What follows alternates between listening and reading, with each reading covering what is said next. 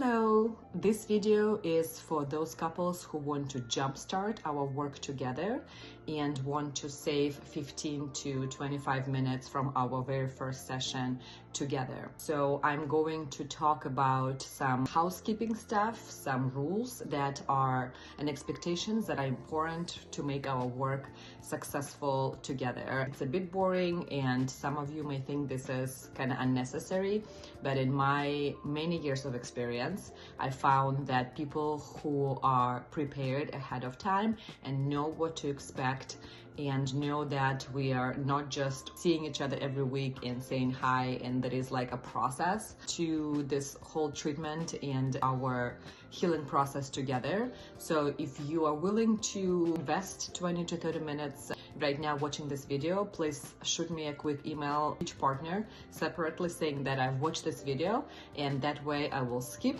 this when I meet you for the first time, and then we will jump right into the nitty-gritty of what's happening and how we can get you to a better place.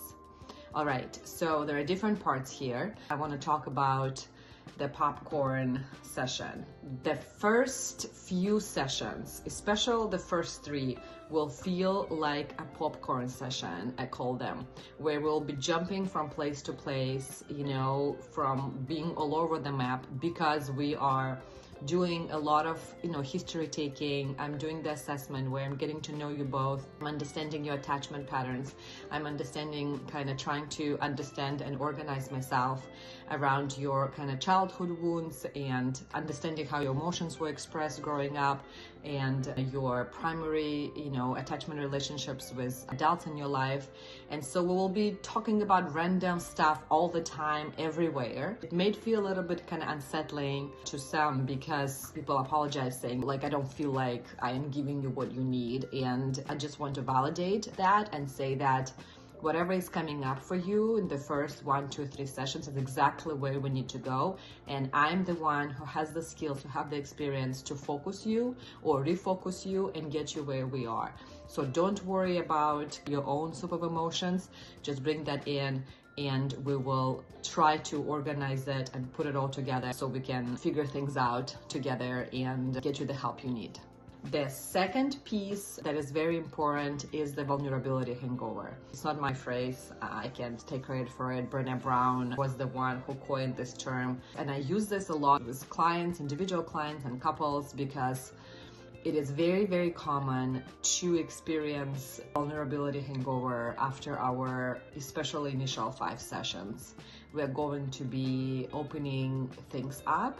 I'm going to be poking around. I'm going to be amplifying some things as we work together. A lot of times it feels a bit overwhelming and maybe like things getting worse, even instead of them being, getting better. And that's very, very, very normal. I would encourage you to take extra time, extra help, extra space for yourself, where maybe you can sit down and just kind of stay with your thoughts for a few minutes after the session. Or you can walk around, go outside and kind of put your, feet on the grass and just connect a little bit to the nature if that resonates with you. Or maybe journaling or talking to a friend, or whatever your good coping skills are as we are unfolding and unearthing all these wounds and traumas and injuries that we've had as a couple, as an individual, as an adult. And we all have traumas. Everything is trauma nowadays. Don't feel like there is something wrong with you or there is something like very wrong with you as you're sharing your story with me. Everyone has their baggage. That's pretty standard. That makes you who you are, that I imagine grew you in many different ways. Embrace that, honor that, and plan to take care of you a little bit extra after I open you up. The third piece that is very important to know about is that we are going to be using something we call in emotional focused therapy, EFT, are enactments. Enactments are conversations where I will have to slow the relationship cycle down by having you turn to each other and to share their primary soft vulnerable feeling underneath their secondary reactive behavior. So for example, we all know what's happening on the outside, right? We get critical, we get big and hot, we start yelling, we, make critical comments, or we shut down, withdraw, right? Things like that. So we know those reactive behaviors, but there is a reason why your nervous system is coping this way, right? There is usually a lot of pain and hurt and sadness on the inside that we rarely get to talk about to our partner when we get escalated. So we're going to work hard to de-escalate ourselves and our cycle here in sessions together.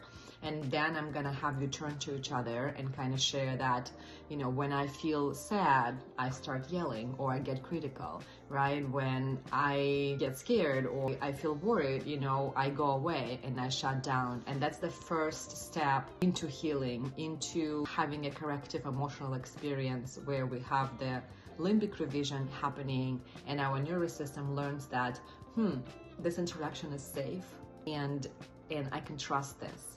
And I know a little bit more now than a minute before that my partner has my back. You will get a hang of it pretty quickly because we're going to be doing several enactments every session, but just wanted to put it out there again to know what to expect, because we all do better when we know what to expect around the corner. The confidential piece, everything you share with me is confidential, so it stays between you and me unless I find out that there are some safety concerns. So if you want to hurt yourself or if you want to hurt another person, then I usually talk about this and I may need to report this to authorities. But again, in my many years of experience, this really hasn't happened where I would call the police or authorities before discussing it first and figuring out a plan and creating a way to deal with this together. This is important to know. This leads us to my no secrets policy, which is very important. So if you're doing marriage counseling with me, we'll be doing individual sessions alongside with the couple sessions together, and everything that you share with me during the individual sessions will be a fair game for us to discuss as the couple. And I do this for the reason of creating safety between me and you guys. Sometimes one partner has things, information that they may not have the opportunity or willingness or ability to kind of share with their partner. I'm very happy to help that partner bring that information and share that with the other partner in the best way possible. However, I will not be able to keep the information. I work on behalf of the relationship, so I don't take sides, and I cannot remember. I have a pretty straightforward approach. I say things as they are. I don't beat around the bushes, so I will say things that I'm not supposed to. So do not put it on me. If you have secrets, you might need to do some individual therapy and some pre-EFT work before doing couples work, because we do not recommend couples work if there are active and ongoing affairs going on, if there is active and ongoing abuse going on, or if there is active and ongoing addictions going on. So think about it. It's very important, and act accordingly. Running out of time. For those of you who are not doing extended sessions or my marriage retreat, or you're doing a marriage retreat and then you're doing weekly sessions, you will at some point very quickly realize that we will be running out of time, because we have 50 minutes and I try to be on top of my game and not finish sessions later than 50 minutes, maybe like 51, 52 minutes max, so I have enough time to prepare and get ready for the next couple. You will feel that things are ending abrupt, or like we didn't end on a good note, maybe even on a painful one. Very, very, very normal. I will do my best to stop the session, which means I will interrupt you, which means I may need to kind of be a little bit more assertive and a little bit kind of more leading the session if the session is escalated, where I will do my best to try to stop us 5 to 10 minutes before the end, summarize what just happened, and tell you something like, you guys worked really hard, the cycle took over, this is what I see you doing, partner A, this is what I see what you're doing, partner B, keep working hard, this is your homework, try to catch yourself in the cycle, try to pause the cycle outside of the session, and we will start here next week. You will get used to it as we keep working together throughout months and sometimes years, but in the beginning, it may feel a little bit unresolved and unsettling and like, ugh, like what are we doing now? Just know that I will always come back to where we left off next time. And there is a reason this process works. It has 30 plus years of research behind it. It's not just my way of doing it. This is masters of therapy doing it. So you gotta trust the process and you gotta trust me as the process. If we need to do extended sessions, if we like keep running out of time and like just can't get the traction going for like some time, couple of weeks, like I may recommend doing a double session or like a 3-hour extended session so that we are not slave to the hour and we can really dive in and we can take time and we're gonna be able to zoom in on both partners. Let's talk about crisis sessions. I'm in private practice. I do not offer crisis sessions. My hours are pretty limited.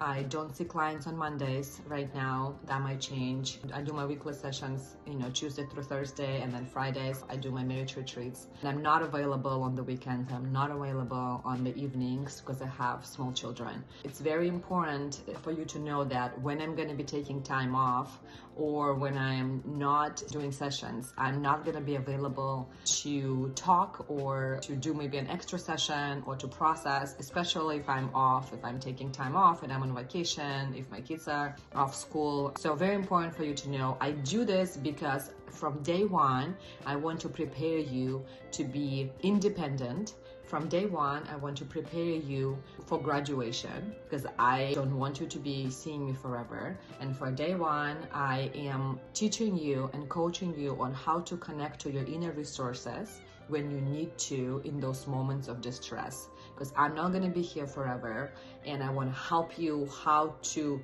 help yourself. I don't want to give you fish. I want to teach you how to fish, right? You may find yourself at some point texting me when I'm not working, when I'm off on the weekend saying, I'm in crisis, I need help, can you please talk to me for 15 minutes? I'm going to remind you of my policy, of why I'm doing it. I don't want to create a codependent relationship with you. I want to empower you and I want you to learn, heal, grow, let go of shit that doesn't serve you anymore and move on. This might take a year or two, but at the end of it, you're gonna feel so strong, so empowered, and so self-sufficient in many, many ways, emotionally especially. So this is the goal and this is why. There is a boundary here for a reason and I wanted you to understand the reason. Let's talk about my time off. In a year, I take between 11 to 14 weeks off. When my kids are off right now, I have preschool age child, I have a school-age child. I take time off to be with my family and I take time off when they're in school to just zone out and give myself the energy and space and opportunities to recharge. This is very important because I've been through 2 burnouts in the past and I love what I do. And I'm very, very careful about not to take too many clients, not to overextend myself so that I can preserve the energy and I can give everything I have to you as my clients and to my family. And you deserve a rested therapist. During my time off, obviously you're not going to be charged for those weeks, right? So if I am, let's say I'm taking 2 weeks off in June, 2 weeks off in July, 2 weeks off in August, you're only going to be charged on the first of the month for 2 weeks in June, 2 weeks in July, and 2 weeks in August. This brings us to charging and money stuff. We've talked about it during the intake session, but I just want to say it one more time that I have your card down. I'll be charging the card on the first of the month for the amount of weeks we have. So some months have 4 weeks, some months have 5 weeks. So you'll be charged accordingly. If you need to reschedule your session, you absolutely can. You cannot cancel the session. So, and let's talk a little bit about this rescheduling only policy. It's not a very common policy. I've been doing it for about a year now and it's working really great and it helps me and it helps you. The rescheduling only policy is there because I have a small private practice. I have a limited amount of clients that I work with that I want to give everything to. which means that when you have a Tuesday 10 o'clock slot, that's yours. I could not give that 10 a.m. slot to any other couples because everyone has their own weekly. I don't do bi-weekly, I don't do bi-monthly, none of that. So it's your spot, and I could not fill that if you're not available. So once we find your weekly spot, it's your spot and you're responsible for it. I know things happen. I'm a mom, I have a business, I have tons of things going, as you do as well. If you need to, if you're traveling, if you're sick, if your child is sick and you need to reschedule, no problem, you can do that. However, you have a week before your scheduled time and a week after your scheduled time to reschedule your session. So you have about 2 weeks total to reschedule your session, and you can only do that about 4 times a year, once a quarter or so when things come up. I limit it because I just don't have the availability on my schedule for rescheduling. Sometimes if you need to reschedule, you may need to wait a few weeks to see me. Or it might work that way that we're gonna do 2 sessions 1 week if you're missing one the week before. Very normal. For me, it's important that we see each other consistently every week. This is how research shows and my own experience shows that that's how the change happens, when we do it consistently, when we show up, when we keep building the muscle memory, right? Because you don't just go to the gym one time, get the muscle, you're like, yeah, I'm good, I'm not gonna go there again. Like, you're gonna show up, you're gonna have to keep going. So it becomes new behaviors, and new way of relating becomes your second nature. If for some reason you are not available doing a video session during our scheduled time and we have an individual session, you may have an option to do a phone session. Phone sessions obviously don't work so well for couples, but they work okay for individuals as long as you don't make that a habit. Here and there, I'm happy to be flexible. Let me know, but don't make that a habit, and keep showing up and be committed. And if I see that that's becoming a habit and it's not working out, I will obviously let you know. We may need to stop working, and maybe you will come back later on when you can prioritize therapy, okay? I want to work with people who are committed, who are like, fuck yes, I want to get through this, I want to learn, I want to grow, I want to graduate, and I want to move on. This is my people. I want to help you, and I want for you to leave my office, and so that new people can come and I can help others.